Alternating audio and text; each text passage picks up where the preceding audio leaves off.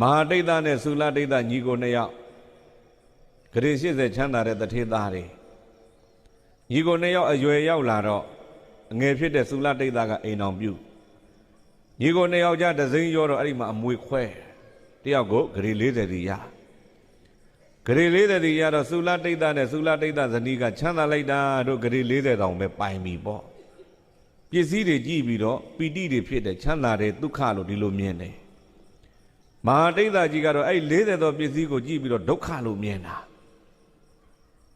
ဒုက္ခလို့မြင်တဲ့ပုဂ္ဂိုလ်ကသိမ့်ပိုက်ခြင်းစိတ်တွေဖြစ်မဲ့ဒုက္ခမြင်တဲ့ပုဂ္ဂိုလ်ကစွန့်လွတ်ခြင်းစိတ်ပေါက်မယ်ဒီလိုမလားအဲ့ဒါနဲ့ငါညီတို့ငါညီမတို့ဒီပစ္စည်းတွေမင်းတို့ပဲယူတော့ငါမလိုချင်တော့ကိုကြီးဘာဖြစ်လို့ငါယဟန်ပြုမှာမို့ပါတဲ့ယဟန်ဘဝဓာတ်တွေမလိုလို့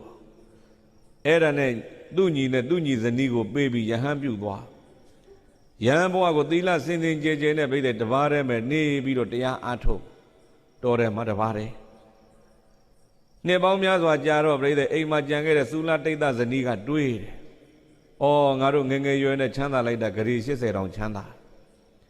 ဂရေ80ချမ်းသာတာလည်းပဲမဟာတိတ်သက40ပေးလို့80ဖြစ်တာတကယ်လို့မြတ်သူသာသနာပေါ်မှာပြောလို့ပြန်လာရင်သူ40ပြန်ပေးရအောင်ပါဒါဆိုရင်တို့လည်းစည်းစိမ်ကတဝက်ရောအောင်ပါတို့စည်းစိမ်တော့ရော့ခံလို့မဖြစ်ဘူးဒီကိုတော်ကြီးအပြတ်ရှင်းမှဖြစ်မယ်လူသားသမားတွေခေါ်ပြီးတော့လိုက်တာခိုင်းတာဗျာ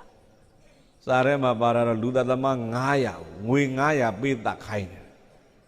လူသားသမား900ငွေဘယ်နှရာခွဲလိုက်တယောက်မှဘယ်လောက်ရ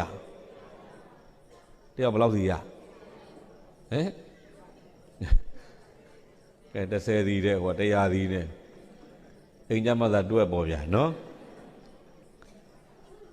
လူသားသမားက900ငွေကဘယ်နှရာတယောက်ကိုဘယ်လောက်ရတယောက်တစ်ချက်နဲ့ဘုန်းကြီးတတ်မှာနော်အဲ့ဘွဲကလေအောင်းစရာကောင်းသွားတတ်ကြတာတောကြီးထဲမှာပြိတဲ့တပားတဲ့ဟိုကထိုင်းတယ်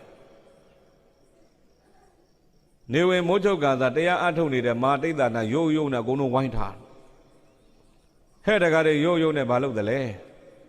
အရှင်ဖရာဘွဲ့ဘလို့ခေါ်တာတော့ငါဘွဲ့မဟာတိတ်တာလို့ခေါ်တယ်အရှင်ဖရာကိုတတ်မလို့လာတာတတ်မလို့လာတယ်ဆိုတော့ပြိသိအများကြီးမတောင်းဘူးတခွန်းနဲ့ပဲဧကရတ္တိဇီဝိတံဒေထတညလောက်တော့အသက်ချမ်းသာပေးပါအများကြီးတောင်းလားတညရဲလားမိုးလင်းရင်တော့တတ်ပါကွာတဲ့ညတော့ချမ်းသာပေးကြပါဦး